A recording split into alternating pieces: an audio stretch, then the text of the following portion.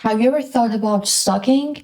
And when does stalking actually stop being just creepy and start becoming dangerous? Because let's be honest, some people romanticize stalking like it's some dark romance story, but when actually it happens in real life, it's not. It's not cute, it's not romantic, and it's really dangerous. A person who has built an entire relationship in their mind with a person who doesn't even know they exist. And I'm gonna talk about this even more. So, welcome to the Rebecca Schaeffer story. Rebecca Schaeffer was a young American actress and she was born on November 6, 1967, in Oregon. Her father was a child psychologist and her mother was a writer. Well, she was their only child, and from a young age, she was drawn to the arts. As a teenager, she started modeling and later moved to New York to take modeling and acting more seriously. And slowly she made her way into television, but the role that made people notice her was Patty Russell on the sitcom My Sister Sam. In 1986, Rebecca cast as the younger sister of the main character, and actually the show did really well in the first season. And suddenly, Rebecca, the person who was around 18 or 19 years old, was being recognized. Well, people know who she was because she was on the magazines. She started her career, so she was becoming famous. But the people close to her say that she wasn't like an untouchable celebrity and she lived actually really normal. I know it's unbelievable because she's celebrity right now, but she was really normal and she didn't have any security either. At the same time, Rebecca was becoming more known. A 19-year-old named Robert John Bordeaux was living in Tucson, Arizona, and he had dropped out of high school and his personal life wasn't stable. In 1986, Bordeaux saw Rebecca for the first time in a promo of My Sister Sam, and that was the moment we can say Bordeaux found out that he had a crush on her. But his interest didn't stay normal for very long and it turned into an obsession. He watched her shows, he recorded the episodes, he even sent her letters. And at one point, Rebecca replied to one of them. And as you can imagine, it was, for Rebecca, it was just some polite response to a fan. But for Bordeaux, it was much different. It was much bigger in his mind. It was like, oh my god, she finally saw me and we have some connection between each other. So it just made his obsession even worse. In 1987, Bordeaux tried to see Rebecca in person and he went to Warner Bros. Studio where My Sister Sam has been filmed, and he brought some flowers with a large teddy bear. But when he wanted to get inside the studio, the security just stopped him and didn't let him in.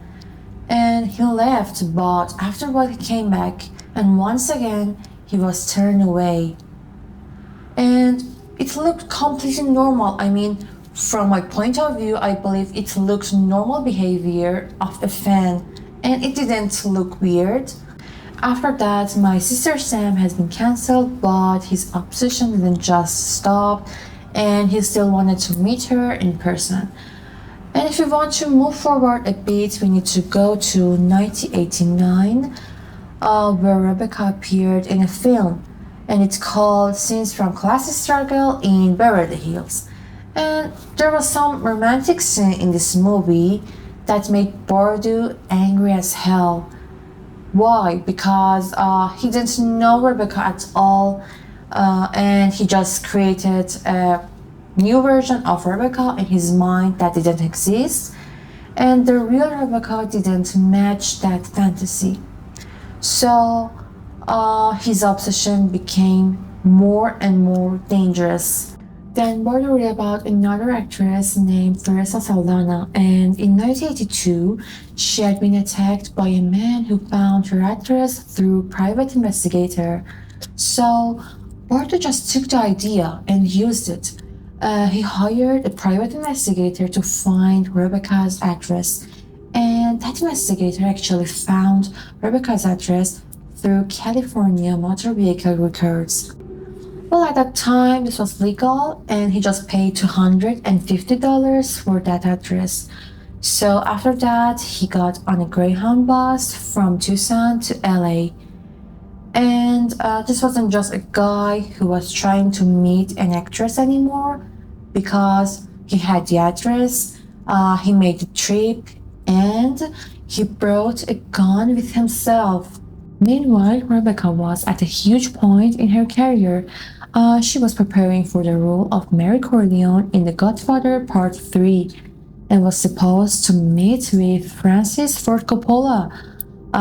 So, as you can imagine, that would have been one of the biggest opportunities of her life. On the morning of July 18, 1989, Rebecca was inside her apartment in Los Angeles, and she was waiting for the script of The Godfather Part 3. And when the doorbell rang, she thought maybe it was a courier. But behind the door, it was Bardo. And when Rebecca opened the door, Bardo spoke to her, and he showed Rebecca the photo that she signed for him before. So it was normal, and Rebecca shook his hands. She was brief and polite, but she made it clear that she had to get ready and she didn't have much time. So he just left.